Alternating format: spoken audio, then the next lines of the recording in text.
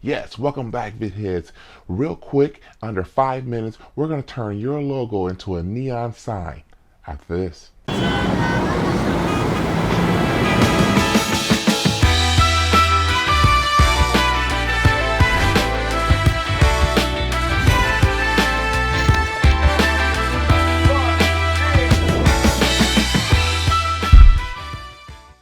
Welcome back. If you've been around this channel any length of time, you know this channel is all about iron sharpening iron, and we all taking our skill to the next level. If you're alright with that, go ahead and hit subscribe. Don't forget to hit the bell, because I don't want you guys to miss anything that may end up helping you. With that being said, I'm Aaron Jones, I'm your big brother, and I got your back. In this episode, we're going to use After Effects to turn your logo into a neon sign. You don't have a logo, or you don't have a transparent image that you want to try, don't fear. In the description below, I have a link to an image that you can download, and we'll use that as your logo. Just for the time being, I just want you guys to kind of run through it and see how easy and seamless and painless it is. So in the description below, there's a plugin for Saber, which is a plugin for After Effects, and also the logo I told you about if you don't already have one that's transparent to be able to use. And right away, let's dig into this. Okay, so the first thing we're going to do is we're going to load up our After Effects, and we're going to bring our image into After Effects under the projects. And then we're going to create a composition. And the first thing I do when I create my composition, I normally try to create mine for 4K or UHD, meaning 3840 by 2160. I like to have my images bigger rather than smaller, because I like to scale them down if I need to, as opposed to having to scale them up if I need to. So we're going to create a composition. We're going to name it. We're going to call it VidHeads Neon Logo. You can call yours whatever you need to call it, then hit OK. Then we're going to bring our image down as a layer in our composition. My layer is actually black, so you can't really see it amongst the black background. So what I'm going to do is I'm going to turn it white. I'm going to put a color overlay on it. Effects, go to Layer Styles, Color Overlay, and then I'm going to go down there and I'm going to change it to white. Okay, so now you can actually see my logo that's there. So now what we're going to do is we're going to create a solid. We're going to go to New and then go to Solid. And then we're going to name the solid Saber Logo. And hit OK. Okay, it doesn't matter what color the solid is. We're going to then go over, once you've already downloaded the Saber plugin and you already installed it, and then you start your After Effects after you installed your Saber, then we can now go over here to Effects and Preset, and to search for Saber, drag and drop it. You can either drop it right there on the program window, or you can drag it over on the actual layer itself. Either way, it's going to be the same. I just wanted you guys to see that. Right now, we're going to turn that layer off, the Saber logo layer. We're going to turn that off, and we're just going to deal with our logo image right now. Layer, then we're going to go to Auto Trace. Then we bring up Auto Trace, we're just going to hit OK. And all that's going to do is mainly make a mask around all the different elements of our logo.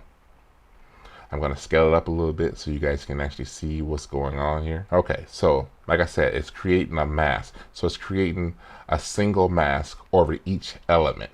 So that's why I have 1 through 10 here. So what I'm going to do is I'm going to left click on mask 1, then shift. I'm going to hold shift down and then left click on layer on mask 10, and I'm going to highlight them all. And then I'm going to Control C because I'm on PC, but if you're on Mac, Command C. We're going to go up to our Saber logo layer and Control V. So basically we're copying those masks onto the Saber logo. So now we can get rid of our logo image. We no longer need that anymore. So I'm just going to delete it. And now we're just dealing with our Saber logo. And as you can see, it has the outline of the auto trace that we did, that we just pasted all those masks onto the Saber logo. So what I'm going to do is I'm going to scale it up to give my image nice size. Then we're going to turn the layer on. You can see it still got the same Saber going right through the middle there. Now we can go to the plugin in the Effects Control panel, and we're going to go down to Customize Core. Then we're going to go to Core Type. Then we're going to hit Layer Mask. And that's it. we're actually done. This is all it took. So now we're just going to scale back the intensity so you can actually kind of see it.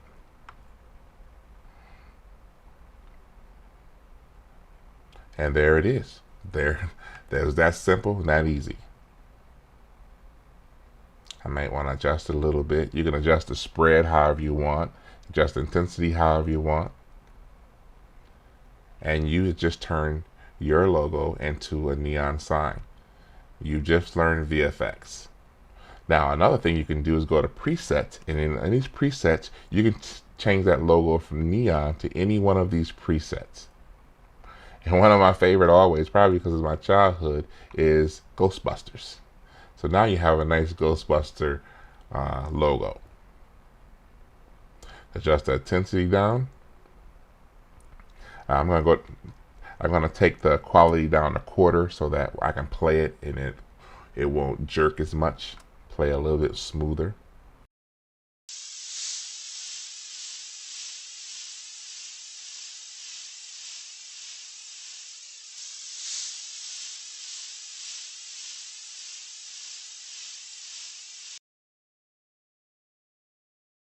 You can also go to Fire, and basically it's the same premise. Just scale down the intensity so you can see it, and then you can play it. You want to create some fire lettering or whatever you want in your video some kind of way, brand it. This is how you do it. Very simple and easy. Also, you can go down to heat, adjust the intensity back a little bit. It's actually really cool. Heat looks more like smoldering coals. If you ever did any barbecue, you got the smoldering coals or wood. Now, which brings me to my favorite, and that would be velocity. I guess this is my favorite amongst the bunch as of right now. Again, we did this in under 5 minutes, and basically you can just customize it by picking a preset.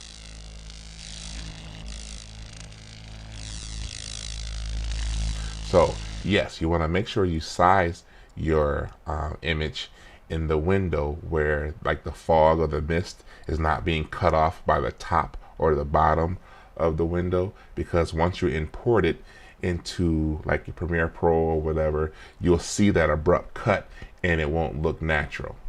So you want to make sure you scale it as such appropriately. Now we can render it. You want to go to export and add to queue. And then in your queue, you want to go down to lossless, and we want to go to make this a QuickTime instead of AVI. AVI takes up more space, it's a bigger file. QuickTime is a smaller file. Then hit OK. Then now we want to name it and tell it where we want it to export the file to. So I'm going to call it, if it hits velocity logo, hit OK, and then render. Now I'm going to speed this process up so I can get to the next part of this video. I'm going to show you guys what I'm going to do with it once I bring it into Premiere Pro. I'm going to make an IG post out of it.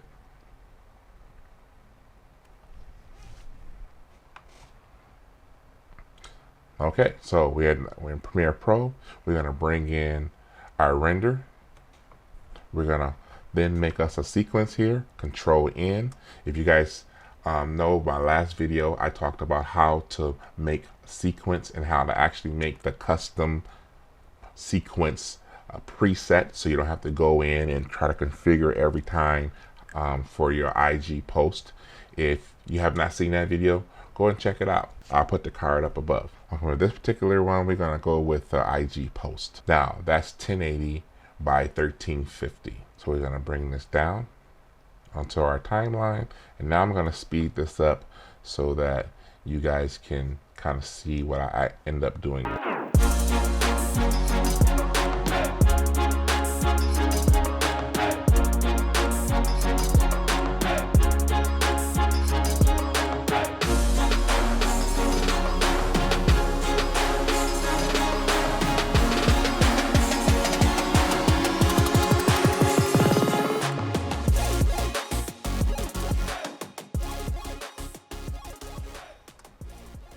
And there we have it. That is our IG post ready to post on Instagram. I hope this helps you guys. And there you go. It was painless, it was simple, and it was easy. In less than 5 minutes, you was able to create that VFX logo. Pretty awesome, huh? Yeah, I thought it was when I learned it, so I just want to make sure I pass it on to you guys. And I hope it's the next step, and maybe you can create your own opener for your own YouTube show or your own client reel or whatever you have going on. So I hope that helps demystify a little bit of After Effects and shows you a little bit of the things that it does, and it does a whole lot more. That was just a little tip of the iceberg. I'll be coming back with more videos, so make sure you comment down below what you want to see. Make sure you subscribe, make sure you hit the thumbs up if you like this video, and make sure you hit the bell because I don't want you to miss anything that may end up helping you. Make sure you go out and you film something and kill it.